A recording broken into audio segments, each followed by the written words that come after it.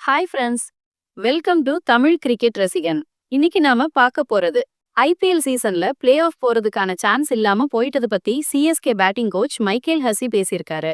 5 தடவை ஐபிஎல் கோப்பை ஜெயிச்ச சென்னை சூப்பர் கிங்ஸ் டீமுக்கு இந்த ஐபிஎல் சீசன் சரியா போகல. இதுவரைக்கும் 10 மேட்ச் விளையாடி வெறும் 2ல தான் ஜெயிச்சிருக்காங்க. அதனால பாயிண்ட்ஸ் டேபிள்ல கடைசி இடத்துல இருக்காங்க. பிளே ஆஃப் சுற்றுக்கு போற ரேஸ்ல இருந்தும் சிஎஸ்கே வெளியில போயிருச்சு. மைக்கேல் ஹசி என்ன சொல்றாருன்னா, பிளே ஆஃப் சுற்றுக்கு போக முடியலன்னு நினைச்சு நாங்க கண்டிப்பா பயப்பட மாட்டோம். இந்த சீசன் எங்களுக்கு நல்லா இல்லைன்னு எனக்கு தெரியும். பாயிண்ட்ஸ் டேபிள்ல கடைசி இடத்துல இருக்கோம்.